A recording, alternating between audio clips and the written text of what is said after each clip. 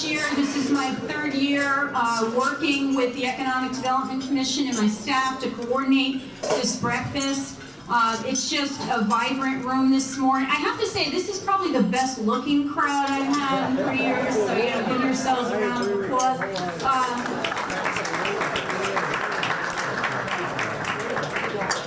I just want to thank immediately Gail, my assistant. She works so diligently and tirelessly every day, but each year to make sure this runs smoothly. She was texting me at 10 o'clock last night to make sure I remembered the annotated agenda, copies. I said, yes, we're set. But she really does work to make everything go smooth, and she's just a great lady. Thank you, Gail.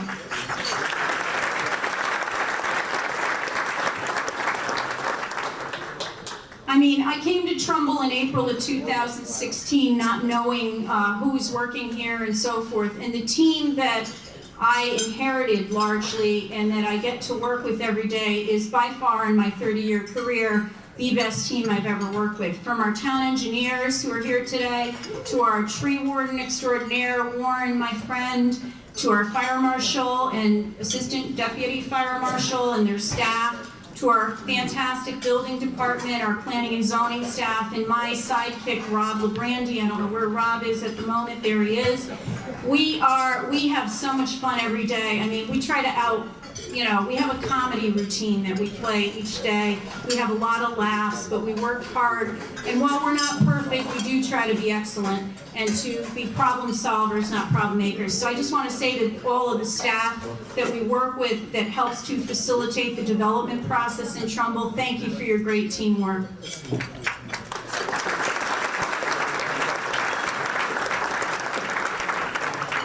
And I was very lucky to have such a fantastic Economic Development Commission that who serve as ambassadors to the business community. They have been so supportive, led by our chairman, Ralph Sather, who you'll hear from a little bit later. And I have to say, my interns are here today, and that is so special to me. So Mark Russo and Sophie are here. Give a wave.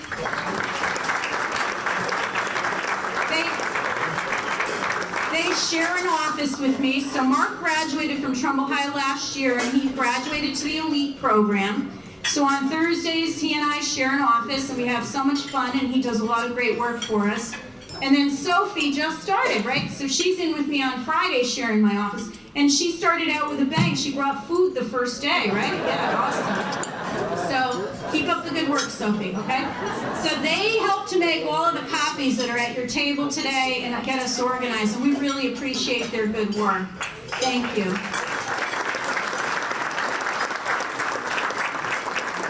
I want to thank the community television folks. This will be televised over and over and over again, so if you have nothing to do at 2 in the morning and can't sleep, you can watch yourself back at the breakfast. The Trumbull Marriott's always great. Thank you for your help, your coordination, and for comping the room for our keynote speaker. We appreciate that.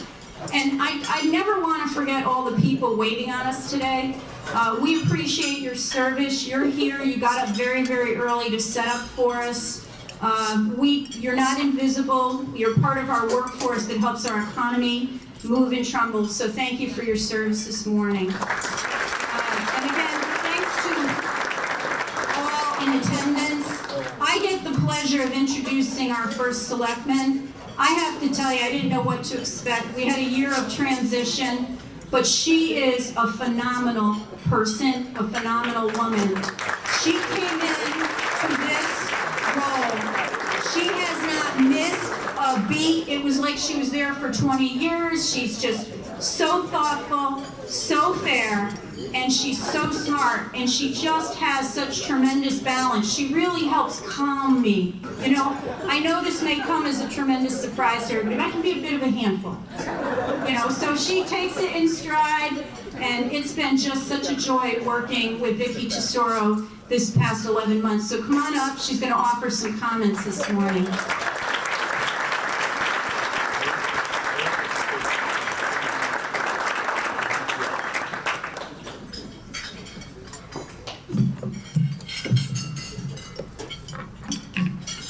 I have to just before I begin my comments, thank Rena, because that's a wonderful introduction and I really do appreciate it. Too bad my husband's not here to hear it. Somebody's got to work, you know. So good morning, everybody. This is a great turnout, and I too, before I begin my comments, just want to certainly thank Rena, thank Gail and Draka, and thank the Economic Development Commission for making this event such a great success. So just another round of applause, please.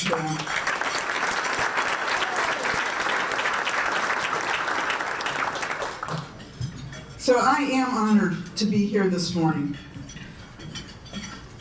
And I do again want to welcome all of you for joining us this morning. I know it's early and you probably got stuck in some traffic coming in here like I did, but that just means this room is just full of wonderful people joining us. So we are pleased to have many of our Trumbull businesses, our boards and commission volunteers, elected officials, developers, technical staff, and others who support Trumbull's vibrant economy. I do want to thank, I see that Dave Rutigliana and Laura Devlin and Ben McGordy are sitting right over there, so I'll give you a wave. Thank you for being here this morning. And a special thank you to our keynote speaker, Jason Beske, who will deliver a wonderful talk this morning that you're going to find informative and enlightening. So I stand before you just about 11 months into my term of office. I consider my service to our town to be a great privilege, and I'm working with my outstanding staff and team each day to make sure Trumbull's economy grows in a safe, balanced, and well-planned way. As I was thinking about my remarks today, one phrase kept coming to mind. Trumbull is the place to be. If you are a senior citizen looking for a place that is safe, with excellent services and varied housing options, Trumbull is the place to be. If you are a young family looking for a place to raise your family with great schools and ample opportunities for recreation, Trumbull is the place to be. If you are a small business looking for a community that supports its businesses, Trumbull is the place to be. If you are a corporation looking to leverage a highly educated and highly motivated workforce, Trumbull is the place to be. As First Selectman, I am optimistic about Trumbull today and optimistic about the future of Trumbull. I am optimistic because our people are as determined as I am to make this great community even better. But don't take my word for it. Let me quote from Standard & Poor's Global Ratings in August of this year. And I quote, "We consider Trumbull's economy very strong." They go on to say that, and I quote again, "We view the town's management as strong with good financial practices and policies. Strong management, strong economy, strong budgetary performance, great schools, great services, and great people. Clearly, Trumbull is the place to be." To say that we've been busy this year in the economic and community development arena would be an understatement.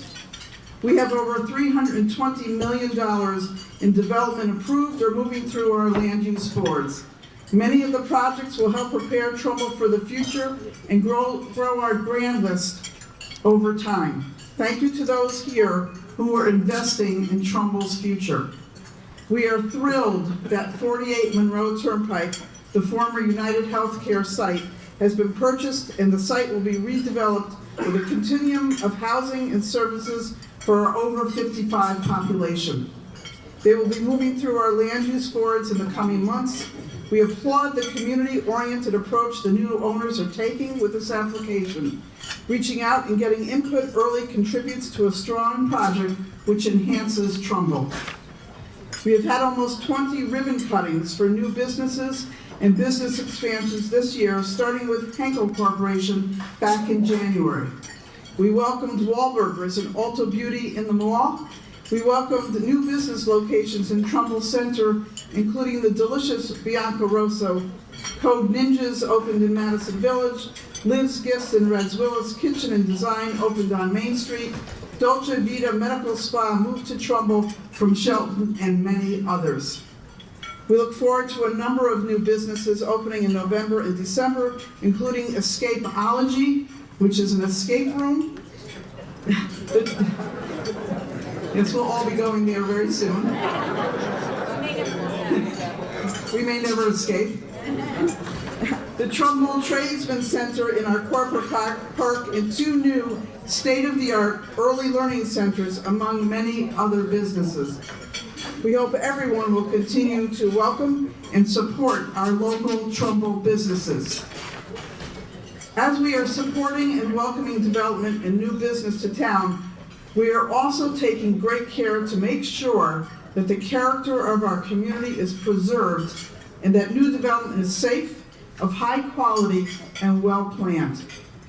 To that end, I have requested detailed planning studies for 2 of our industrial zones to make sure our underperforming properties are occupied and redeveloped, and that any investment in those areas enhance the attractiveness and value of those neighborhoods.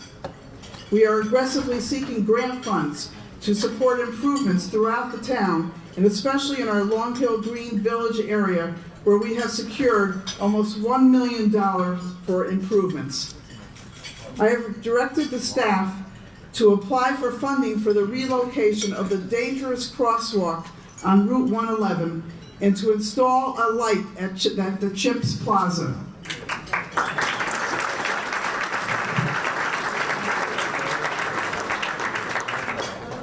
And I know with the help of our delegation, that's going to happen, right? Making these types of improvements supports our businesses, residents, and makes Trumbull a stronger community. And on that note, I want to applaud the developers that I have met with since taking office. These are quality groups who want to do a good job in our community. They have changed or altered their proposals based on our conversations and feedback from the community.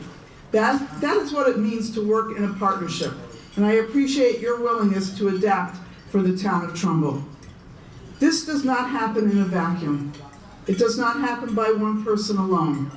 Rena, Rob, and their team, our Economic Development Commission, our elected officials, and others are working together with me to ensure a bright future.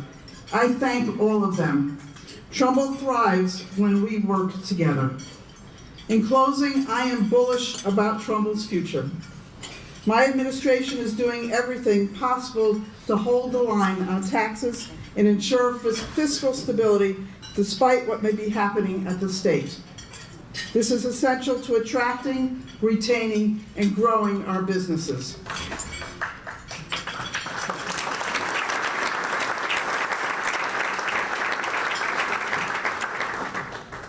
I want you to know that we are partners. My door is always open to all of you. You will continue to see that Trumbull is the place to be. So thank you all again for being part of making Trumbull a vibrant community of choice. Thank you.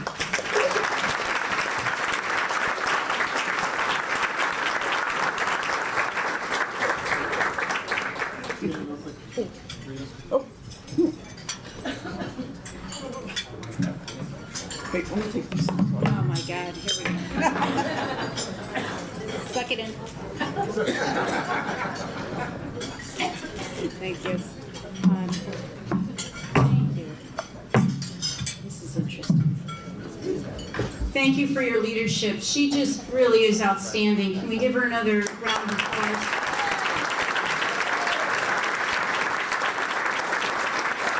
At a time where leadership is not as present as it needs to be, we're very blessed to have this kind of leadership in our town, and I feel a privilege to work for you. And on behalf of the town of Trumbull, thank you. I want to call up another great person who I met in 2016 when I came here to work, Ralph Sather. He's the chairman of the Economic Development Commission.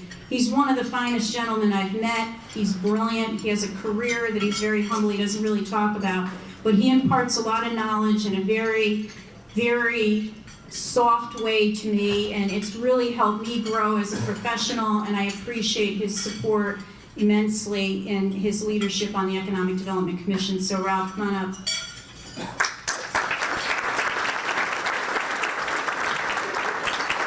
Thank you, Rena. As Rena said, my name is Ralph Sather. I'm this year's chairman of Trumbull's Economic and Community Development Commission. And on behalf of the town of Trumbull and our commission, I want to welcome all of you to this Business Appreciation Breakfast.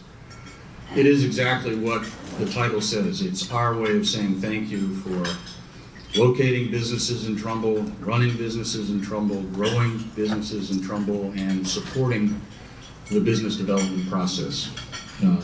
We really appreciate it. We are mindful of how hard you work and how much you are committed to our town, and we couldn't say thank you more.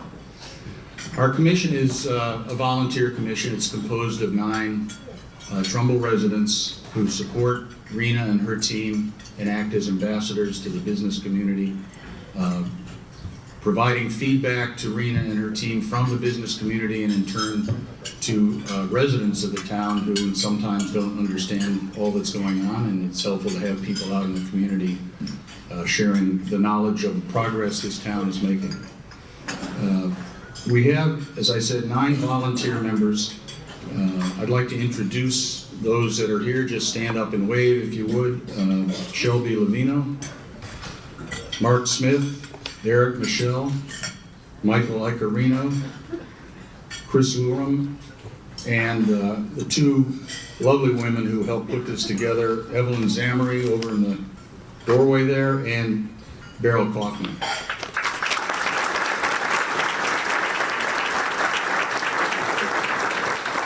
And I'd also like to lend my thanks and the Commission's thanks to Gail Andraka for all the hard work she does. She is with us every step of the way, and couldn't do it without her.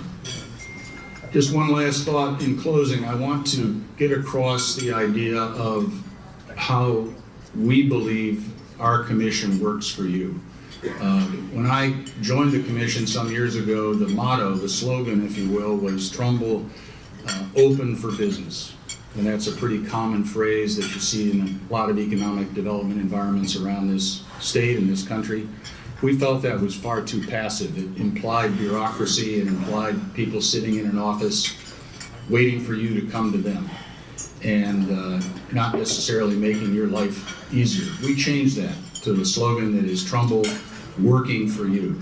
And that's the way we view, and Rena and her team views, the relationship between Trumbull administration and the business community. We believe we work for you. We believe we are an extension of your organization, and if you've got a problem, we want to help you solve it, and if you've got an opportunity, we want to help you develop it. So don't be bashful. We are service-oriented, not bureaucratic, and with Rena's great energy and her team's great energy, I'm confident we can solve any problem you have and help you develop any opportunity that presents itself. So on that, I'd like to thank you again for being here. Thank you for your commitment to Trumbull. And I'm sure you're going to enjoy the speaker. The topic is spot on for a town like Trumbull that's developing on a controlled but steady basis. And with that, I'll turn it back over to Rena to introduce the speaker. Thank you very much.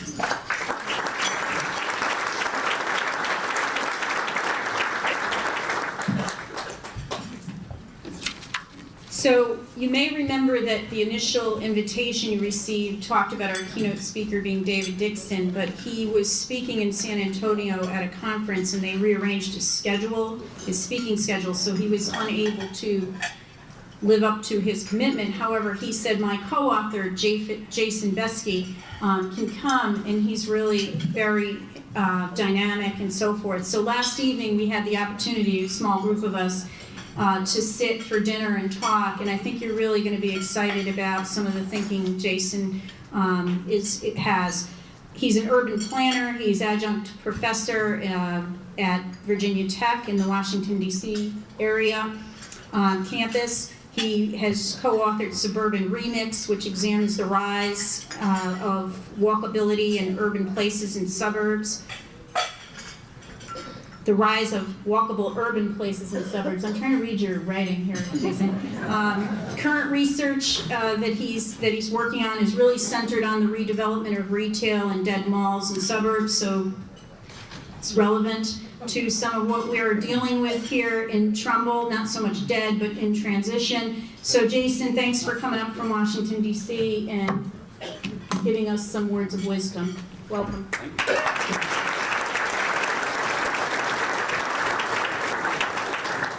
I can't read my writing either, so. Yeah.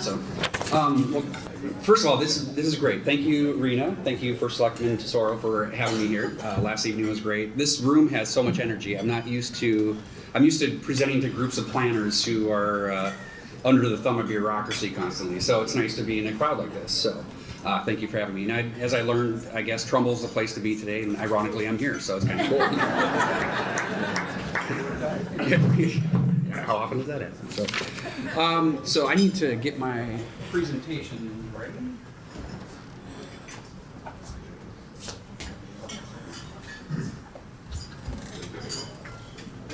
All right. This is not the first slide. Where's my IT guy? All right. Technology. I will be talking about technology. All right, so what I'm going to talk about today, I'm going to try to do it on the quick, so somebody wind me up. And Suburban Remix. As Rena mentioned, it's about creating the next generation of urban places. That's in the suburbs. And there's urban and there's suburban, but there's also urban walkable places in the suburbs. So when you hear me throughout the presentation say urban, this can pertain to walkable, maybe more dense development in suburbs. So that's what I will be going through, and that's what the book talks about. It's really in 3 sections. Demographics and trends, there's a series of case studies, but also it talks about planning and placemaking. So how do we actually make this happen? So let me just run through this, and we'll have time for some questions and answers at the end. All right, so my story is in 1972. This is West Acres Mall in Fargo, North Dakota, which is my hometown. So I usually hear 2 things when I tell people I'm from Fargo. It's either I've never met somebody from there or it was a great movie. So if you have your bucket list, cross out meet someone from Fargo. Here I am. I can go. Anyway, some of my earliest memories, one of my earliest memories was being brought in on a stroller into this mall here. And you can see that it's out in the middle of nowhere, but you know, as malls came to be, that's kind of how things work. But it was, I was very much a child of the late 70s and 80s, so I kind of grew up with this whole trend of the retail changing. This here is an aerial image from the 70s. This is that mall by a newly built highway to serve it. But if you look, and you're going to have a hard time over here, I'm sorry, and over there, but this is downtown Fargo. And what happened is this mall sucked all of that development out away from what was a vibrant downtown. This was downtown Fargo in the 50s. And over time, the mall is still vital, and actually as malls go and retail environments go, they try to reinvent themselves, sometimes successful, sometimes not. This particular, this is the entrance of the mall, which this is the opening day of the mall here, but the mall has reinvented itself over time. So, and I used to put so much money into that. I'd collect my paper out money and go right to the mall to the arcade, and that was my thing. But so I grew up in that, but you know, you look at suburbia, this is Levittown in the 1950s, and you could get a house, you know, for a semester of college these days, but this led to the proliferation of sprawl in the suburbs. And I don't want to say suburban is bad, it's not a pejorative term to me, but sprawl has its issues that we're, as urban planners, that we are trying to fix after several decades of I think, what was irresponsible development. These patterns were once cool. If you ever played SimCity, this would have been a great feat to be able to do something like this, which I did. But after several more decades, we saw the Great Recession, and we know what happened out of that, the housing bubble, and people were left in their houses underwater, and they had no way out. This here is a picture of New Rochelle, and this was that idyllic picture of suburbia and what we all strive for. But this is New Rochelle today and what they are envisioning for their future. And going through some of my demographics now and some of the trends, you will see why a community like New Rochelle is trying to create a more walkable urban environment where there used to be a less walkable downtown. So all of this is happening following those decades of unfettered sprawl, suburban development, and now what we are now calling the Great Reset brings together this perfect storm of demographics and values and economic changes, and I would add technology to that, and I'll get into that a little bit. So, there's been an urban imperative over the last couple decades, and what has happened is not only is the U.S. getting older, it's also getting younger at the same time. So the group of people in the middle, the Gen Xers like me, are becoming less and less. We're kind of bookended by these large populations of baby boomers and millennials. And these baby boomers and millennials, their preferences over time have been to live in multifamily housing, and to a degree, for the millennials, an area that is more walkable. The statistic is between 2011 and 2030, the U.S. will need tens of millions of new units of multifamily housing to accommodate where this urban imperative is bringing us. And a lot of that is going to have to be in the suburbs, and half of that is going to have to be rental, at least half of that. And by some statistics, we currently have enough single-family residential development to last us to the year 2050. So a key concern as we move forward, and with the way the trends are looking for this urban imperative, is who is going to buy the baby boomers' homes. I live in an area surrounded by empty nesters who are kind of just waiting to downsize, waiting for the right opportunity. But who's going to buy the baby boomers' homes, or where are the baby boomers going to live? In Trumbull, I know the development is roughly 90% residential, and 90% of that is single family. So how are you as a community going to, because I assume you want to continue to be part of this community, how are you going to age in this community and continue to be part of this community if you do not start to respond to that by housing needs? I was excited to hear about some of the multifamily developments coming, and particularly assisted living or for senior living. So I think that's a great first step to begin to prepare for that change and to embrace that. And I'm going to go through three key things here.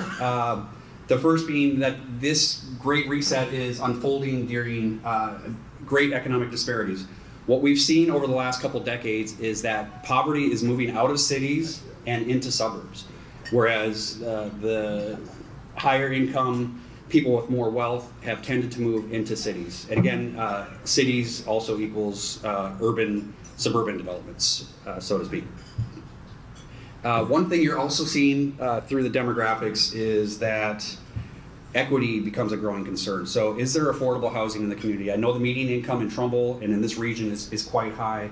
So are there policies in place to address someone who is a skilled worker, for example, to be able to continue to live in the community, or for that senior who wants to continue to live in the community and may be priced out? There have also been traumatic changes in the retail environment. We all know about what's happening with e-retailing. The online retail right now equals about 10% of all retail sales, and Amazon is 30% of that. So Amazon actually has about 3% of all retail sales in the U.S., and it's going to just continue to go up. Retail sales online are going to continue to go up, and Amazon's share of that is continuing to go up.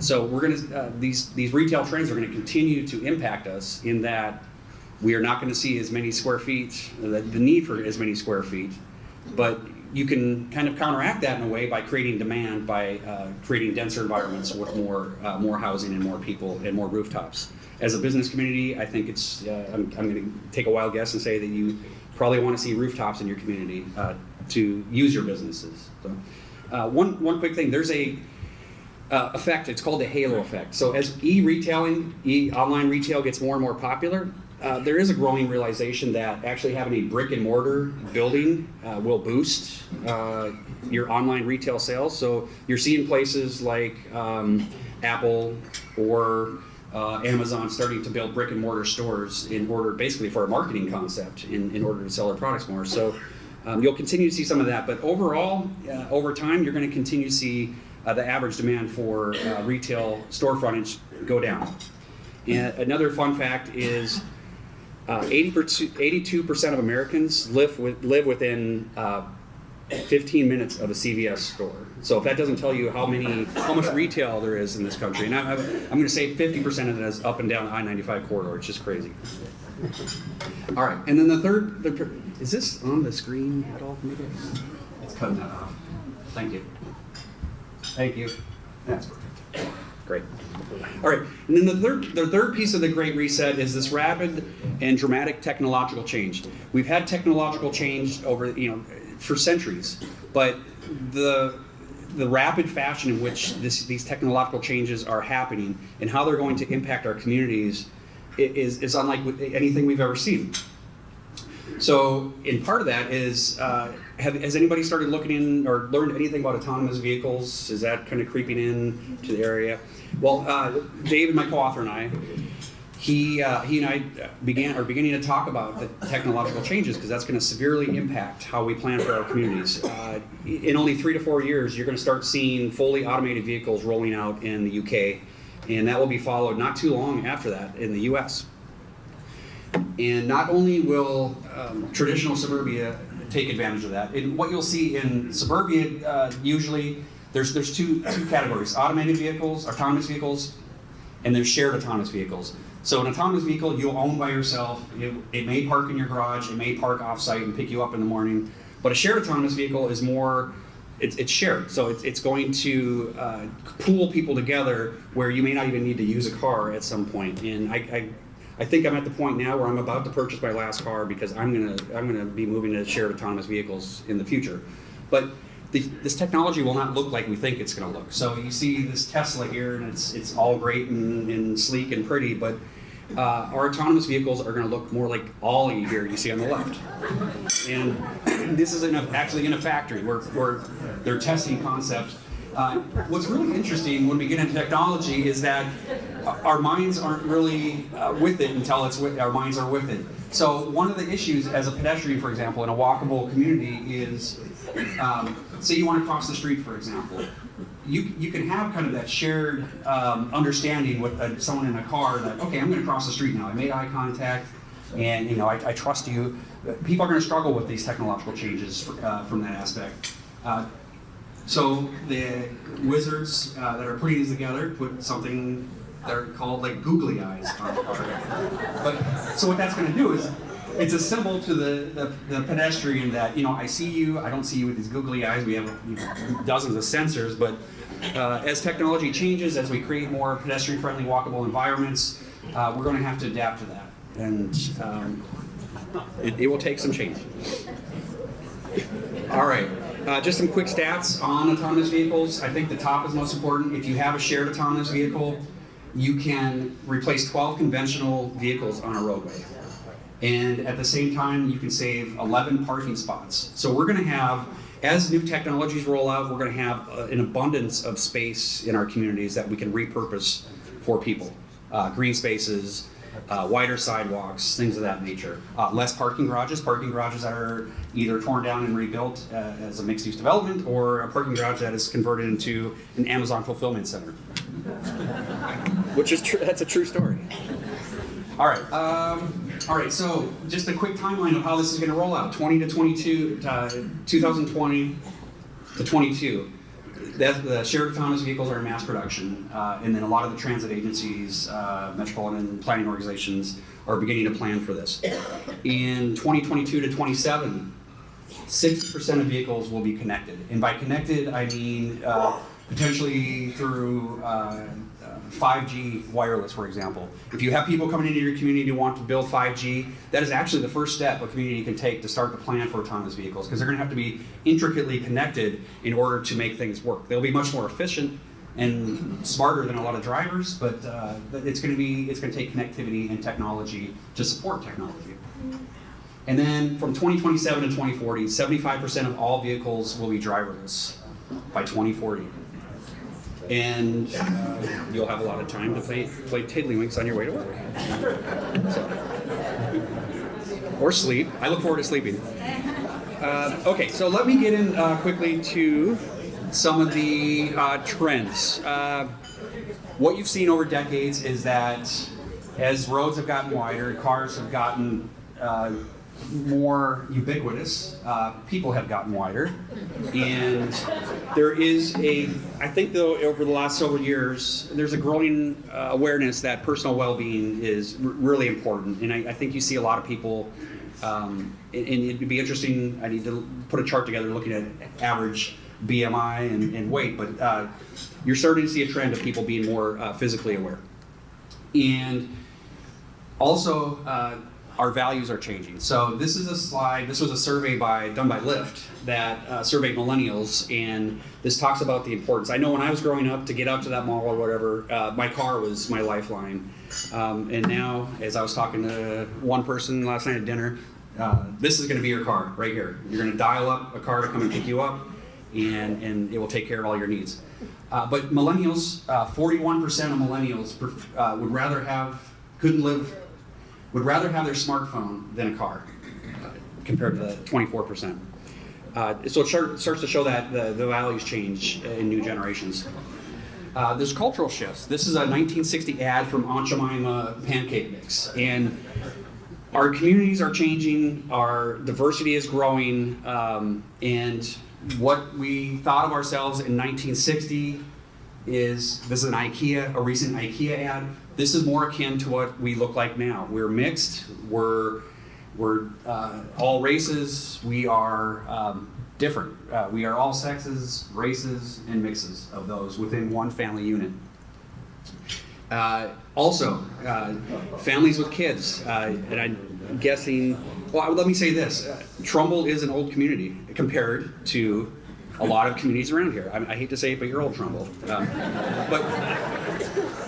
But I'm over that median age, so I can say that. But about that average median age here is early 40s. For the U.S., it's 38-ish. But what that means is you have a lot of, overall, some older residents who are going to be looking for a way to stay within their community.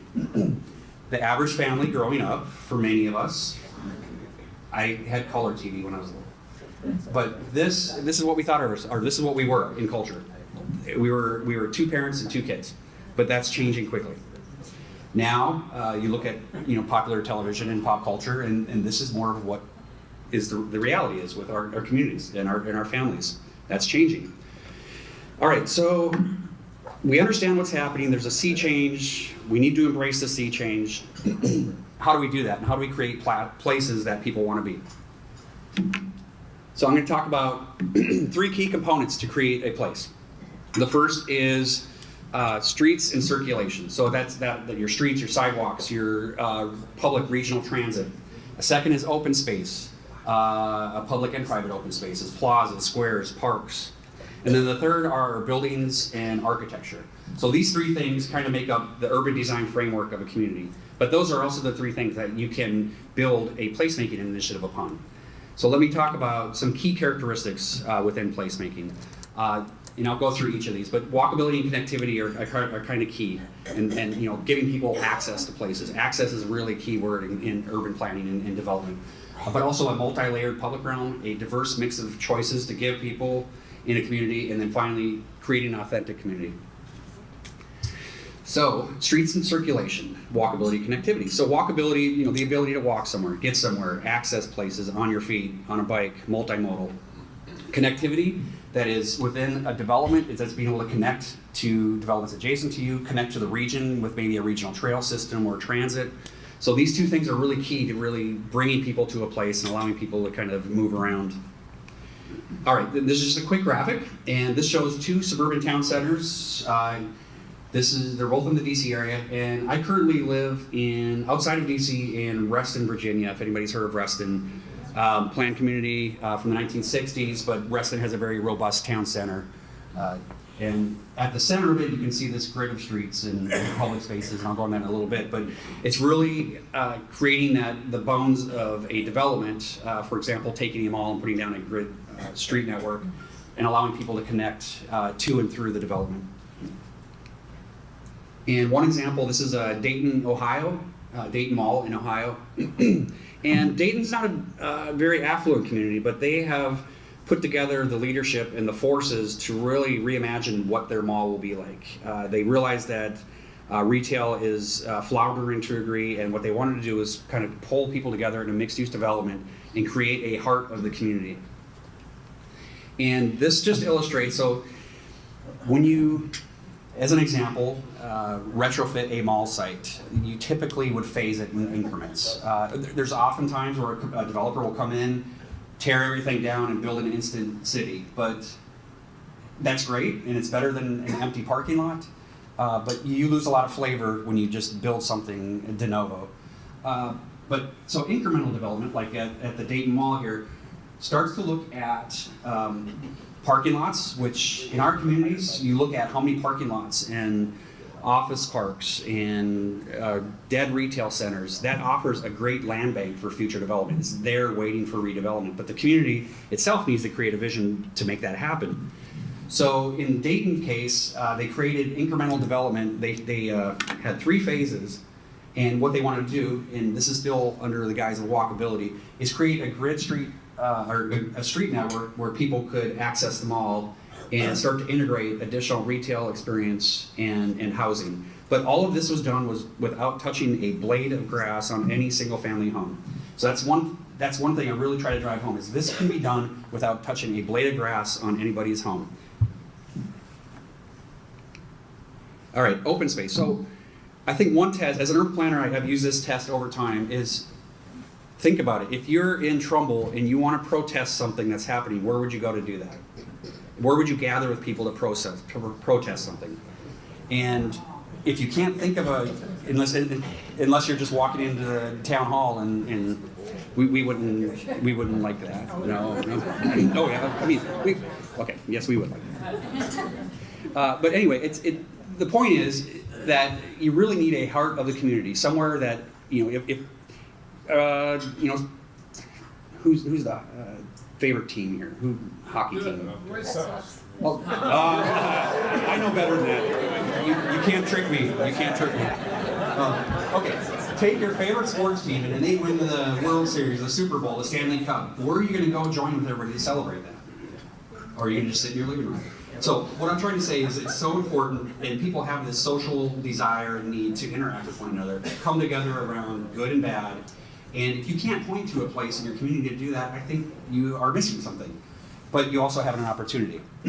So, with open spaces, this is Reston Town Center, and I think having a multi-layered open space is really important. And by that I mean creating a network within a development that ties together maybe a more neighborhood-oriented park, a main street that can close and support arts festivals or a farmer's market, a public plaza and square where you can have yoga in the park or a movie night, or a passive park where people could just have a picnic and enjoy themselves. So as you're creating open spaces, yes, you want places for people to gather and protest or do whatever they want to do, but create a network of those spaces so you can create multiple opportunities for people.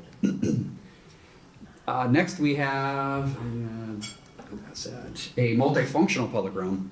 Again, this is Reston, and by multifunctional is taking one of those public spaces and even break it down even further. So this is the neighborhood park in Reston, and it's 1.25 acres, very small. But within that, the designers kind of looked at the neighborhood and drew on what types of activities do we want to enable them to do. This particular park has probably 7 distinct areas where you can passively rest and hang out. There's a splash park, there's a shaded area, there's an open green to throw a football. So think about these kind of things, but involve your community in that, and make sure you're hearing all the voices, even the voices who, like me, were a minority voice growing up that wanted a skate park everywhere. Listen to everybody and let everybody be heard. All right, finally, buildings and land use, and I won't go into this too long, but there's 2 pieces, a diverse mix of choices, and in doing a development, this is in Rockville, Maryland, and this is on a site of what used to be a mall that was scraped and built as a mixed-use town center.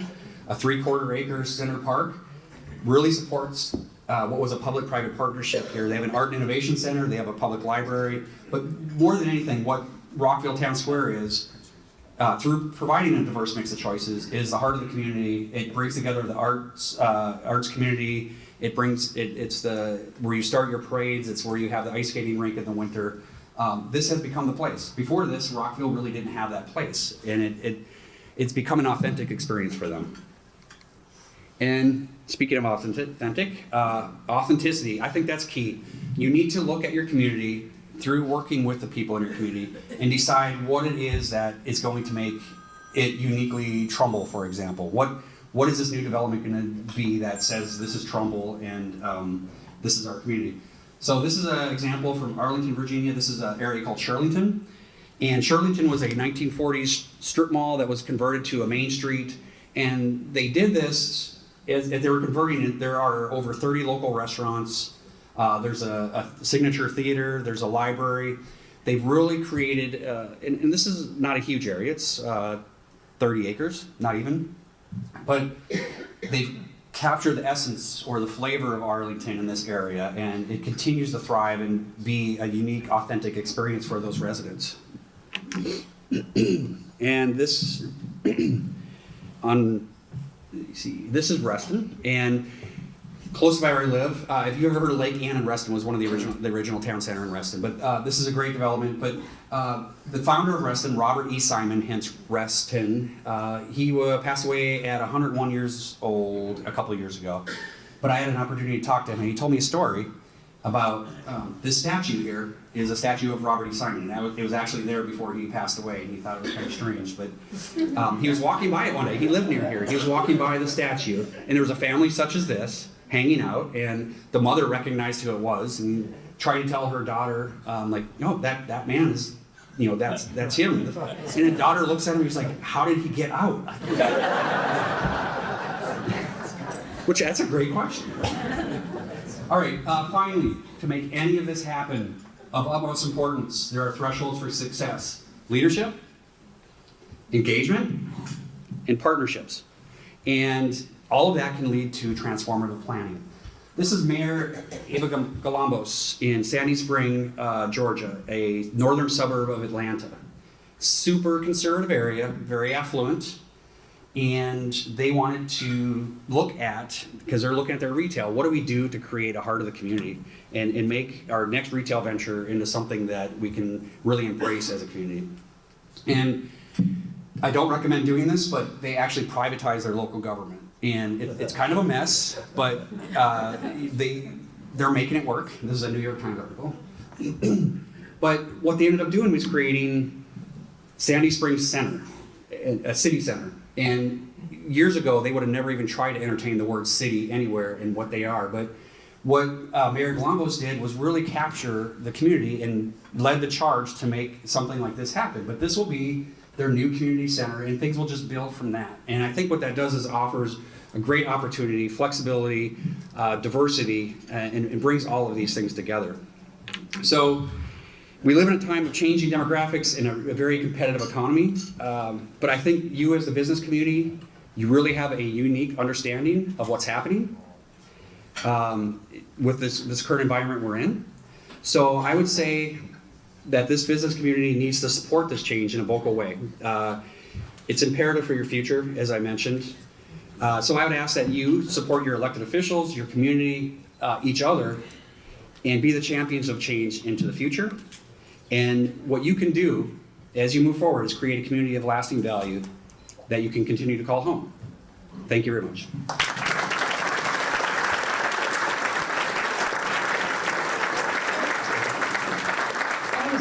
That was very interesting. I can take a few questions. We're running a little bit behind, but if there's one or two questions for Jason, please raise your hand. And I'm just so concerned that he threw out that privatization with Dave Ritigliano in the room. Okay, well, he's going to be around afterward. He has his book. If anybody's interested in it, you can see Jason, talk to him a little bit. You know, you can't be a prophet in your own land, I've always said, so it's good to bring people in that are talking about what's happening in other places. You know, my father used to say to me, and I've said this before to some of the people in the room, I would go see him when I was in college because he was not well. And I'd go down to Bridgeport to his apartment and we'd talk, and I'd come out of my public policy class and I'd be full of ideas. And my dad would say, half in Italian and half English, Rena, You have to remember, when you're 1 tick ahead of people, you're a genius. 2 ticks ahead of people, you're a lunatic. So, at the risk of going into some lunatic territory for a moment, I want to say something, because we had an interesting conversation last night. It's something I've been thinking about. Beryl Kaufman sent me something that recently that made me think about this. You know, change is happening. Last year, our speaker, if you were here, talked about change is inevitable. It should be intentional. And talking about, you know, baby boomers and millennials and all that. Well, the message, I think, is that change is happening much more rapidly. And it is not, you know, years back, it took thousands of years for change to happen. And then we talked about the change Vicki was talking about over the last century. Now we need to be thinking about the massive radical change in a decade and get people adjusted, because if we're making decisions anticipating the rate of change over a century, we're not in the right place. So the business community, all of us, have to really communicate, try to support a vision for the future. There's a lot of disruption coming that's going to affect all of us, and I think the better we can try to facilitate change instead of trying to stop it, the better we're all going to be. So I just want to do a few closing remarks and shout outs to people that are here today. First, I want to say we have with us, and I'm trying to look for him, he's wearing a red coat. Where did he disappear? Marty Schwartz, if you could come up just for one. Oh, I'm sorry. I missed a whole part of the program. I'm ready to close, and I forgot we've got to get the awards out and everything. My God. I'm sorry. Sorry, Marty, not yet. We're coming. I am jumping way ahead. See future, change. I'm always living in the future. I am so sorry. I've got to bring up Mickey. Where's Mickey? Mickey Herber is the current president and CEO of the Bridgeport Regional Business Council for 3 more days. He's here to announce the new president. You ready? Yes, I'm ready. All right, well, this is actually my 3rd breakfast in a row here. In 2016, just 2 years ago, I was about to succeed Paul Tempinelli, the legendary Paul Tempinelli, who I'm sitting with this morning, who had ran the BRBC for 28 years. Frankly, I felt a little bit like Didi Gregorius must have felt replacing Derek Jeter. But I will tell you, and I made a 2-year commitment to run the BRBC, and indeed, I've had the time of my life over the past 2 years. The BRBC is really a great organization. The Trumbull Chamber of Commerce, of course, is part of that. And I just want to acknowledge Jeff Bishop, where are you, Jeff, who runs the Trumbull Chamber here.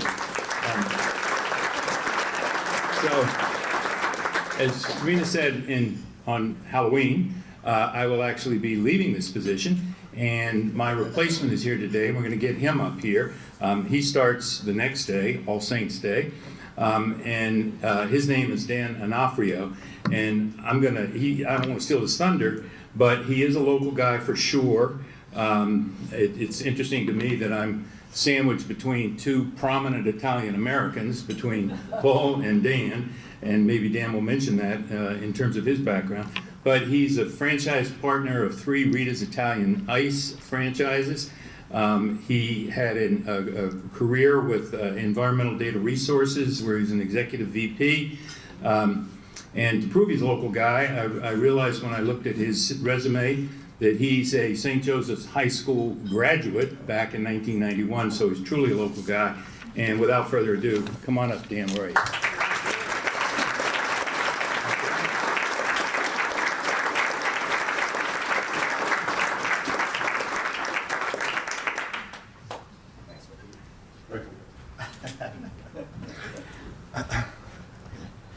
Good morning, everyone. Pleasure to be here. You know, as Mickey pointed out, November 1st is my first day. It's funny, though, I've been at several events the last 2 weeks, so it's funny how that works. But I do want to say thank you to Rena and the Economic Development Commission for inviting me here today. It's truly a pleasure to be here. More importantly, it's an honor. I mean, you look around this room and you see the people that are committed to the Trumbull, the city of Trumbull and the region in general. It's an honor to be part of this conversation. And as Jason pointed out, we need this level of leadership, commitment, engagement, and partnership, right? And that's what I hope to continue with Paul, what Paul started, Paul Tipinelli, and what Mickey has transitioned over the last few years is this relationship with the VRBC, the Trumbull Chamber, and the Trumbull community. You know, there's a difference between being interested in something and truly committed to something. And it's clear that Trumbull, Connecticut, with the leadership in this room and the folks that are in this room are truly committed to making this city as great as it can be. And we do it all together, right? We all participate in those conversations. So I'm honored to be part of that conversation going forward. And I will be just as committed as everyone else in this room to continue the positive change that's occurring here in Trumbull. So thank you for the opportunity. Look forward to meeting you over the course of the next several weeks and months and hopefully years as we continue to build a relationship together. Thank you. So I have to ask you, Dan, one very important question. What part of Italy is your family from? Benevento, provincia di Benevento. Okay, that's beautiful. Okay, so this is exciting. I'm sorry, in my rush to get to happy hour, I was jumping ahead on the program, but is it 5 o'clock yet? No. Okay. So I want to invite, we're going to give out some very special awards. We started this a few years ago. The Economic Development Commission takes nominations, and there's a process for selection. We give out a corporate success award and an award and a small business award. I want to welcome back our first selectman to present those awards. I'd like to ask our state representatives to come up. Ralph Sather from our Economic Development Commission, and Dan and Mickey. Where's Mickey? Did he leave? Dan and Mickey, if you're still here, if you wouldn't mind helping us honor some of these, our very special folks.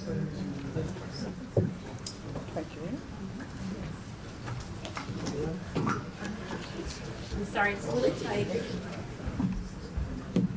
You can stay here. Good morning again. It's my honor to be here at this point in the program to present these awards. So without further ado, I will begin with this year's Corporate Success Award, which is presented to Armando Goncalves.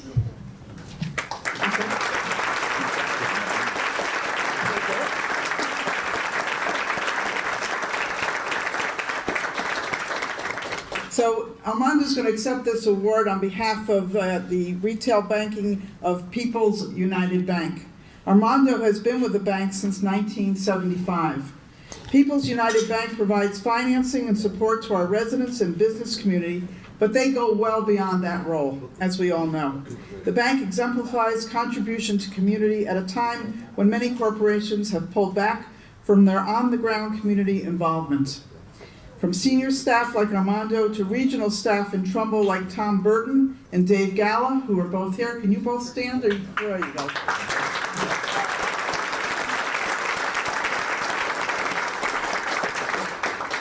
These folks are truly everywhere, looking to support the growth and vibrancy of Trumbull and the region.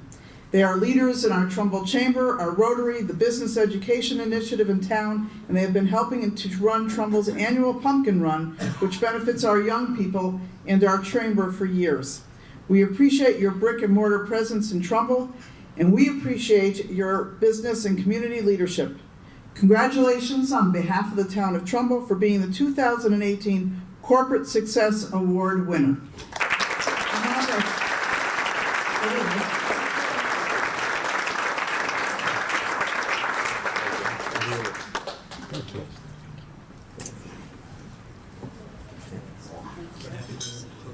Do you want to say a few We words? have to send this to the newspaper, so. You can stay right there. You're blocking. That's it. Then I won't block you.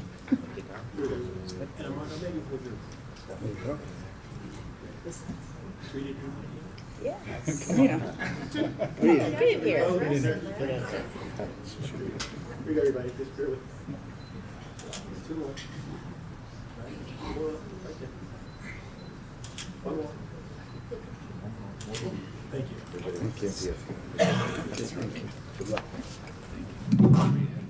Good morning. I know we're running a few minutes late, so I'll just take a few seconds. But Again, Rena, thank you. Job well done. Rena and I belonged one time to several organizations, and especially one very important one. They call the Green Team. That today they collect mattresses from all over, and they really want to clean up this area, especially the city of Bridgeport, into warm and environmental greatness. So thank you. First Selectman Vicki, great to see you, and thank you for the recognition. On behalf of People's United Bank, I accept this award. Again, it's an organization that continues to be engaged and certainly wants to be part of the town of Trumbull. We are a tremendous, we are a great partnership. We have a great partnership with the town of Trumbull as we maintain #1 market share in this beautiful town. So thank you on behalf of People's United Bank, and congratulations to the other members.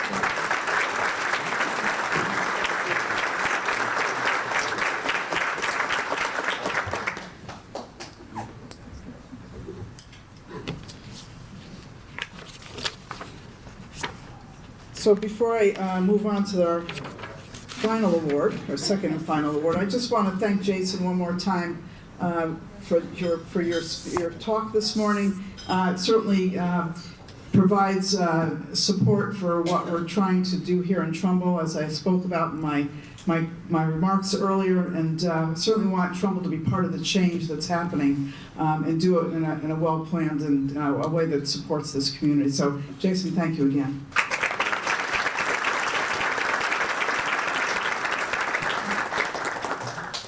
For our Small Business Success Award this year, we are honoring Pat Fahey for his commitment to Trumbull. Okay.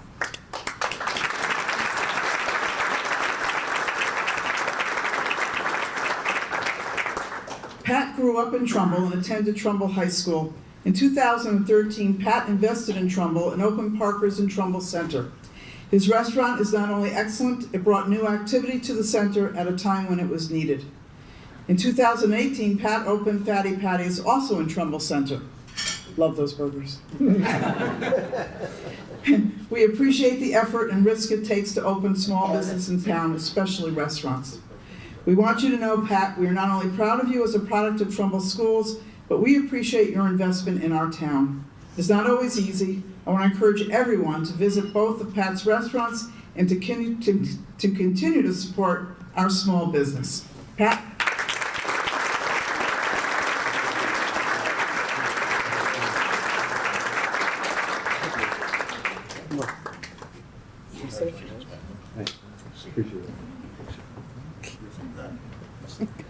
Want to say anything?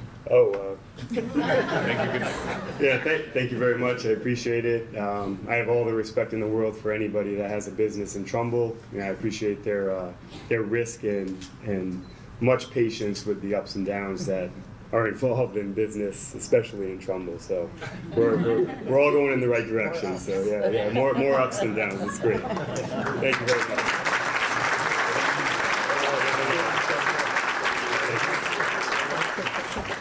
Oh, okay.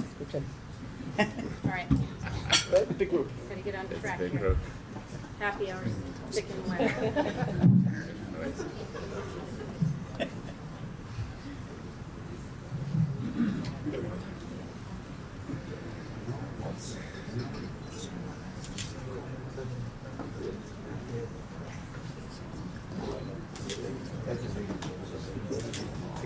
Thank you. Congratulations. Thank you. Thank you. Thanks.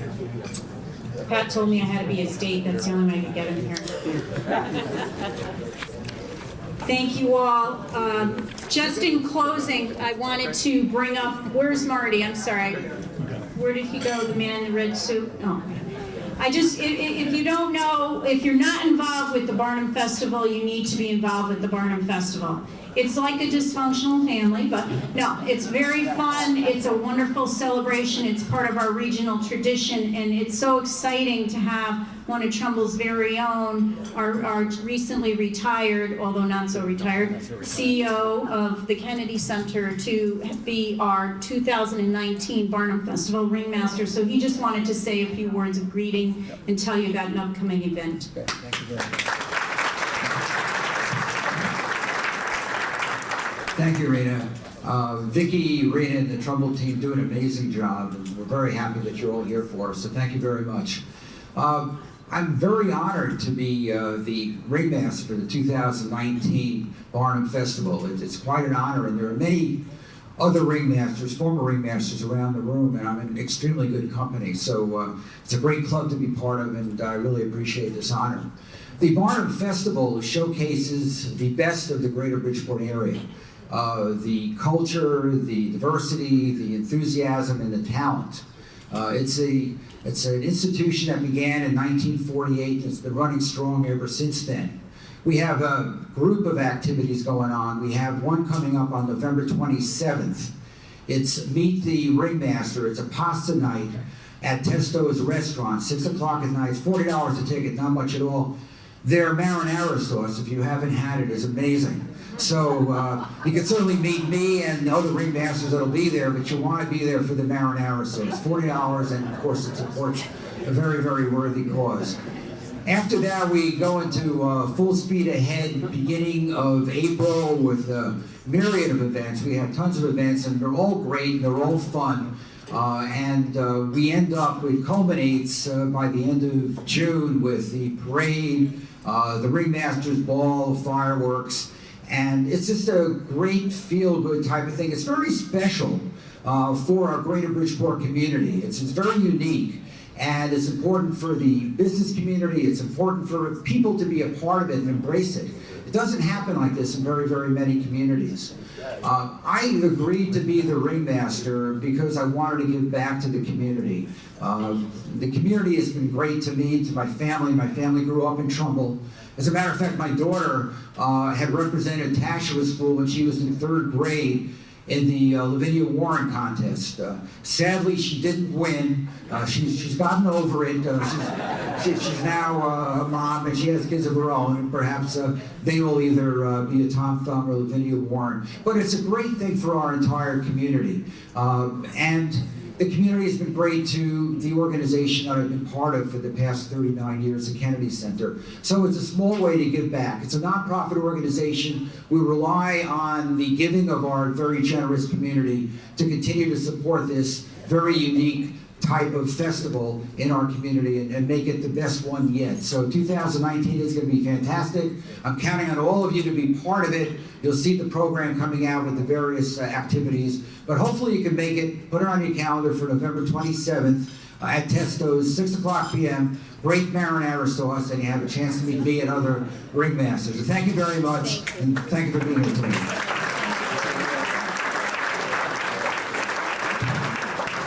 In closing, I just want to give you some shout outs.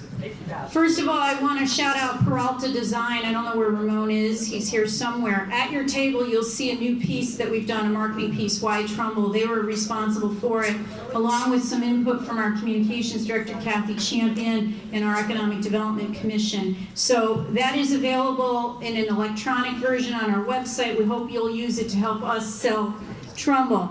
We have some folks in the house from MGM Bridgeport. If you haven't networked with them, you should. That's an exciting regional thought that's going on. Marty, thank you again. I want to just say, Kalan by Karina. Where's Karina? Okay. I struggle to say you do my hair because it came out so bad today, but anyway, she looks great when she does it. But she was voted by Connecticut Magazine as the best salon in Connecticut by the readers. She practices in Greenwich, and she has moved to Trumbull and opened up a salon in Long Hill Green, and she's gotten a lot of recognition. She's fantastic, so thank you for being here. Congratulations on the recognition. I want to mention Kathy Marr. Not only is she my happy hour date once or twice a week, she is the executive director of the Barnum Museum. She's my dear friend. I have the pleasure of sitting on the visioning committee for the Barnum Museum's reinvention. There is a massive undertaking going on there. If you haven't been in touch with Kathy, not only is she beautiful and brilliant, she's funny, she is doing amazing work there. Please get in touch with her. I want to just talk about some leadership transitions. Bob Santi, I don't know if Bob left. He's going to be retiring from CERC, but he promises to stay active in the economic development community. They'll be looking for a replacement for Bob, but he's just a phenomenal leader and a great person, and we appreciated him here today. Terry, where's Terry? Terry. So Terry's retired. And I said, this is the first time I've seen Terry O'Connor that it didn't cost me $100, because there is no place you go where Terry doesn't push tickets for something for the kids, and you never say no. But he has, and he has in his hand something right now, and that's right. He has very appropriately trained his staff, and my dear friend Lorraine Gibbons, where is Lorraine? She is the new executive director of the Cardinal Sheehan Center. She's a beautiful, brilliant woman. She worked for Aquarium for years.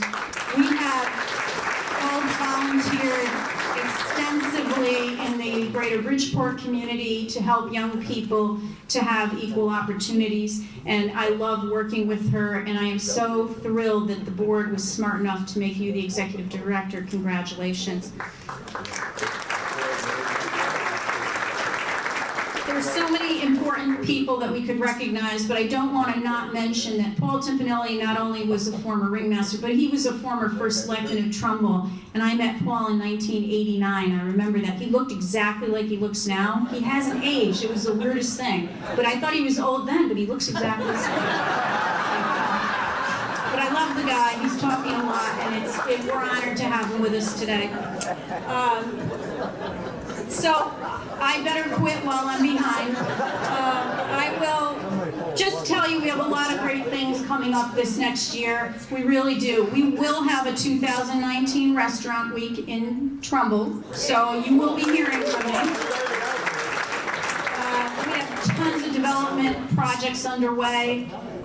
Some of them are more controversial than others, and you heard about change, and we're really thinking very intentionally about the change that has to come, and we need your help and your support in communicating some of this to the community and bringing us together.